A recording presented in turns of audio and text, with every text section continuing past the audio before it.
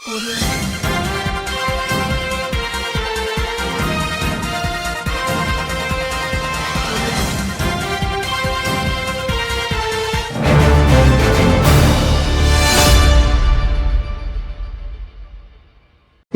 కష్టాలలో ఉన్నప్పుడల్లా మీరు ఎంబడి ఉన్నారు.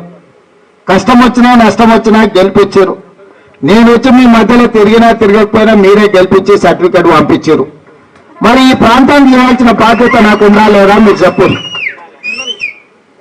ఇవాళ నేను చేసే ప్రయత్నం మళ్ళీ ఎన్నడూ ఇట్లాంటి అవకాశం వస్తుందో రాదో నాకు తెలియదు.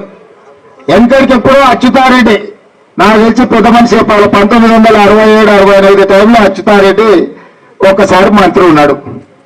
మళ్ళీ 50 ఏళ్ళు దాటింది, 60 ఏళ్ళు దానికి వస్తుంది. 55 ఏళ్ళు అయింది. మన కొడంగల్కి ఏదైనా పదవి వచ్చిందా ఎప్పుడైనా? ఏదన్నా పదవి మన కొడంగల్కి ఎవరైనా ఇచ్చిరా?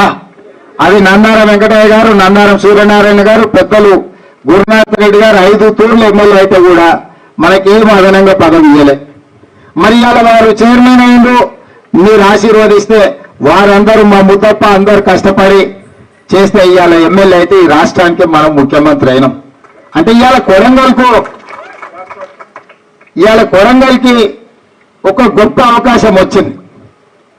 మొట్టమొదటి హైదరాబాద్ రాష్ట్రం ఏర్పడ్డప్పుడు బూరుగుల రామకృష్ణారావు మన మహబూబ్నగర్ జిల్లా నుంచి ముఖ్యమంత్రి ఉండే.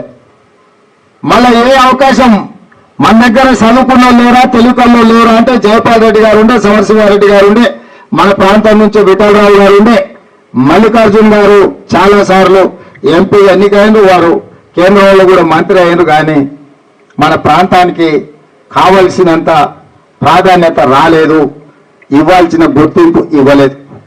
మరి ఇవాళ మనకు ఒక అవకాశం వచ్చింది. ఈ అవకాశాన్ని సద్వినియోగం చేసుకోవాలా లేదా? ఇక్కడ ఉన్న రైతులు, ఇక్కడ ఉన్న విద్యార్థులు, నిరుద్యోగ యువకులు ఆలోచన చేయరు. ఎవరెవరు భూమి ఇవ్వకుండా ఆకాశంలో పరిశ్రమలు పెట్టే పరిస్థితి లేదు. భూములు మనమో ఊకే తీసుకునేది లేదు. ఓ రూపాయి ఎక్కువ తక్కువ వాళ్ళు అడిగినంత ఇచ్చే మనం భూములు సేకరణ చేయాలి. ఈవెన్ అసైన్మెంట్ భూములు ఉన్నా పట్టా భూములకు ఎంత నష్టపరిహారం ఇస్తామో అసైన్మెంట్ భూములకు కూడా అంతే నష్టపరిహారం ఇచ్చి ఆ భూములు తీసుకోవాలని మనం అనుకున్నాం. నేను స్పష్టంగా అధికారులకు ఆదేశాలు ఇచ్చిన, పట్ట భూముల్లోకి ఎన్ని పైసలు ఇస్తారో అసైన్మెంట్ పట్టాలు ఉన్న వాళ్ళకు కూడా అన్ని పైసలు ఇచ్చి ఆ భూములు తీసుకోవాలి. ఉత్తగా తీసుకునేది లేదు. వాళ్ళు కొడంగల్లో నన్ను గెలిపించారు, వాళ్ళకి మేలవుతుందని గెలిపించారు తప్ప మన గెలుపు వాళ్ళకు నష్టం చేకూరకూడదు అని చెప్పి మనం స్పష్టంగా అధికారులకు ఆదేశాలు ఇచ్చినాం. ఇవాళ ఎక్కడైనా అన్ని ప్రాంతాల నుంచి ఎగబడుతున్నాం మా ప్రాంతానికి. ఈసారి మరి పరిశ్రమలు అన్ని నువ్వే తీసుకపోతే ఎట్లా అని కొట్లాడినా నేను మా వెంకబడ్డదా 70 ఏళ్ళ నుంచి న్యాయం జరగలేదు మాకు. ఏదేమైనా మేము తీసుకపోతామని చెప్పినాం. ఇవాళ కర్ణాటక రాష్ట్రంలో ఉన్న వాళ్ళు కూడా మనకి మెడికల్ కాలేజ్, ఇంజనీరింగ్ కాలేజ్ గతంలో ఇప్పుడే ముద్దప్పని అడిగిన ఏ చదువుకున్నాడు, గుల్బర్గా చదువుకున్నాను. ఎందుకంటే ఆ కాలేజీలు ఉన్నానికి మన వాళ్ళందరూ అడిగారు.